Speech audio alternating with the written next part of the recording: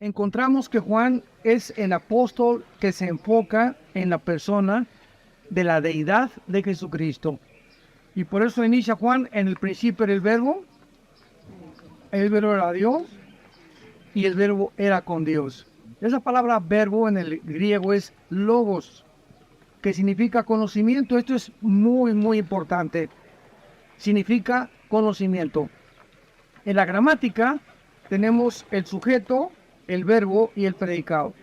¿Se acuerdan de la secundaria y de la primaria, verdad? El sujeto es la persona de quien se habla, el verbo es el que lleva a la acción, la oración, y el predicado es el resto de lo que habla esta oración gramatical. Cuando la Biblia dice que Jesucristo era el verbo, ¿qué está diciendo? Que es el que llevó a la acción la obra del Padre. O sea, el Padre está en el cielo y el Hijo le dice: Padre, yo quiero ofrecerme voluntariamente. Qué tristeza es que hayan dicho: es que los judíos mataron a Cristo. Y esto lo usaron para perseguir a los judíos. Lo usó Stalin, lo usó Hitler, y lo han usado cantidad de personas poniendo la culpa en los judíos, porque ellos fueron el instrumento que lo crucificaron, sin darse cuenta que el mismo Padre planeó que su Hijo muriera en nuestro lugar. Si leen ustedes Isaías 53, dice la Biblia que le agradó al Padre que su Hijo muriera en la cruz para salvarnos a nosotros. Entonces, Cristo es el verbo, el que pone en acción la acción del Padre. En el principio el verbo, ¿qué significa esto? En el principio, ¿de dónde? ¿Perdón? De la creación. O sea, desde que comenzó la creación, en la mente de Dios, síganme con mucho cuidado, desde que comenzó la creación, en la mente de Dios estaba la cruz. Antes de que Dios creara los ángeles y creara cualquier cosa, ya estaba en la mente de Dios la cruz. ¿Qué significa esto? Dios sabía que al crear a los ángeles no podía crear robots.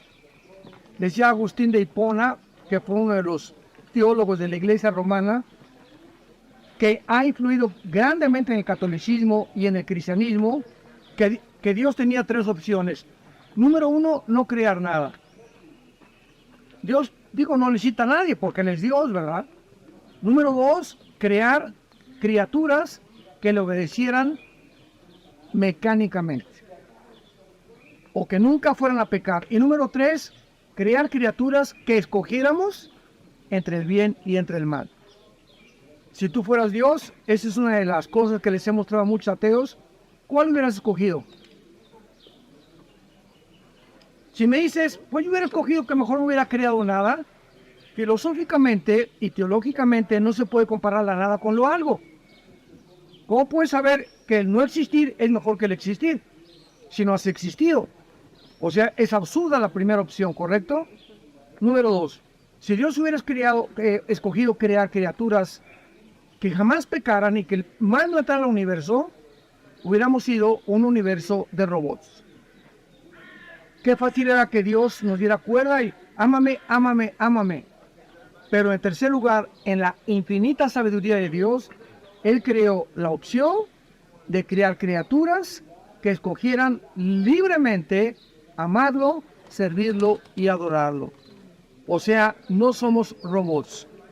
Y al Dios permitir que el mal entrara al universo, Él se estaba arriesgando.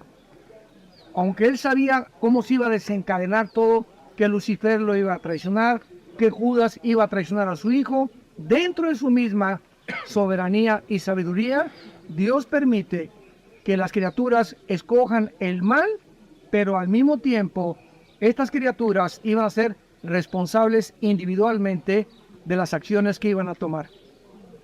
Y esta es la razón por la cual el mal nos permite conocer el bien. ¿Qué es el mal? Es la ausencia del bien. ¿Qué es la mentira? Es la ausencia de la verdad. ¿Qué son las tinieblas? Es la ausencia de la luz. Las tinieblas no existen. La mentira no existe sin la verdad. ¿Cómo puedo saber qué es verdad si no hay una mentira? ¿Cómo puedo saber que algo es oscuridad si no conozco la luz? Entonces, qué importante es que nosotros entendamos esto teológicamente de una forma muy breve explicada para que comprendamos la mente y la sabiduría de Dios. Entonces Dios tiene la cruz y Él hace y responde. Antes de que las criaturas pecaran, Dios tenía la medicina. Dios tenía la respuesta a la maldad, la muerte de su Hijo en la cruz. Entonces, antes de que las criaturas escogiéramos el camino de la maldad, Dios ya tenía preparada la cruz, que es el antídoto al pecado y a la maldad, tanto de los ángeles como de los seres humanos. Entonces, esta es una de las cosas que constriñen, dice Pablo en 2 Corintios, y nos llenan de respuesta para decirle, Señor, profundidad de tu conocimiento y de tu sabiduría. Dice Juan 1:1, en el principio era el verbo, el conocimiento, el verbo era con Dios y el verbo estaba con Dios. Todas las cosas por Él fueron hechas y nada de lo que ha sido hecho sin Dios. ¿Sin quién? Sin Cristo. Porque finalmente dice Colosenses 1, Él es el que ha hecho las cosas en el cielo y en la tierra, y fuera de la tierra no ha hecho nada. Porque Él es el creador, Cristo es el creador del mismo universo. ¿Se acuerdan que de los 12 años a los 30 años la Biblia no revela nada de Cristo? Lo único que sabemos es que vivía como carpintero. O sea, durante 18 años Cristo se la pasó poniendo clavos en las maderas, trabajando con el material en el cual él iba a morir. 18 años trabajando con madera, la madera que iba a ser usada para que él pudiera morir en una cruz. Y cuando Jesús ya crece y se entrega al mundo, hace una declaración que fue lo que a mí me convenció en mi ateísmo, en mi comunismo, en lo que yo profesaba antes de ser cristiano, de que él era realmente el Hijo de Dios. Juan 14:6, yo soy el camino. Fíjense esto, no hay otro camino más que Jesús a Dios. Amén. Amén. No son las religiones, no es Buda, no es el zoroastrismo, no es el budismo zen. No hay más que una sola ruta hacia el cielo, que es Jesús. Amén. Amén. Yo soy la verdad. ¿Se acuerdan ustedes cuando Pilato le dijo a Jesús qué es la verdad? ¿Se acuerdan? Juan 18. Oye, pero ¿qué es la verdad? Porque Jesús le dijo anteriormente, todo aquel que es de la verdad, oye mi voz. Y Pilato efectivamente le dice a Jesús, ¿qué es la verdad? ¿Y qué dijo Jesús? No le contestó. ¿Se acuerdan? Al no contestarle Cristo, estaba contestándole a Pilato. Se llama el silencio de la verdad. Esto es un poco ya más profundo. ¿Y qué es lo que quiere decir Cristo? ¿Sabes una cosa? Yo no te puedo dar una respuesta porque la verdad la tienes enfrente de ti. Y si Jesús le dice a Pilato, yo soy la verdad, se hubiera burlado de él. Entonces el silencio de Cristo, el silencio de la verdad, es a todas las gentes burlonas, escépticas, agnósticas, que no están buscando la verdad. Están buscando respuestas o para burlarse, o para perseguirnos, o para atacar la verdad. Y esas personas, Dios no les va a contestar. El silencio de la verdad, que fue el pecado que cometió Pilato. ¿Qué es la verdad? Efectivamente, lo que le hubiera contestado Cristo, se hubiera burlado. No le contestó. ¿Por qué? Porque él era la verdad. Tenía la verdad enfrente. Entonces la verdad no es algo, no es conocimiento. La verdad no se puede debatir, porque la verdad es Jesús. O sea, no hay absolutamente nada que contradiga la filosofía, los pensamientos de Jesucristo. Y cuando tú tienes a Cristo, tú eres poseedor de la verdad. ¿Y cuál es lo contrario a esta verdad objetiva? El relativismo que el mundo está viviendo. Yo he tenido pláticas con maestros, con científicos, con abogados, con políticos. Bueno, eso es lo que usted cree. Yo tengo mi verdad. Platicas con un homosexual, pues mira, para ti una mujer es bueno, pero para mí un hombre. Platicas con un pedófilo, es que yo tengo amor por los niños, déjame vivir mi propia vida. ¿Cómo se llama esto? Se llama relativismo. O sea, amigo, la verdad absoluta no existe para tu vida. Si cada quien dice lo que creemos que es la verdad, entonces no hay un parámetro, no hay alguien que pueda decir, esto es la verdad. O sea, no hay una verdad absoluta, como le decía.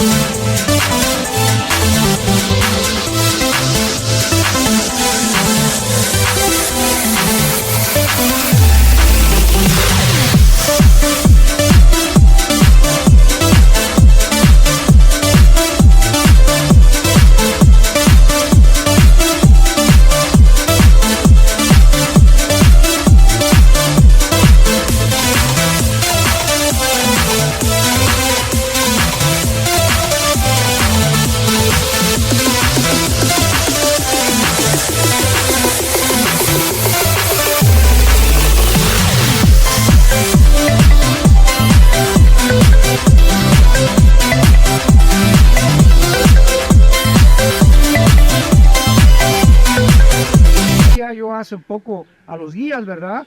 Si los hindúes dicen que ellos es la verdad, si el Islam dice que es la verdad, si los budistas dicen que es la verdad, si el cristianismo dice que es la verdad, no puede haber 4 verdades. De todas las religiones tiene que haber un solo pensamiento que sea el bastión y el parámetro de todas las demás. Y esa persona fue Jesucristo. La verdad no es ninguna religión, es una persona. Tú puedes tener una religión, puedes ser católico, protestante, bautista, presbiteriano, nazareno. Dime la religión que tengas. Si no tienes a Cristo, no tienes la verdad. Y si no tienes la verdad, no eres libre. Y si no eres libre, eres esclavo todavía de tus pasiones que combaten dentro de tu vida. Que Dios bendiga su palabra.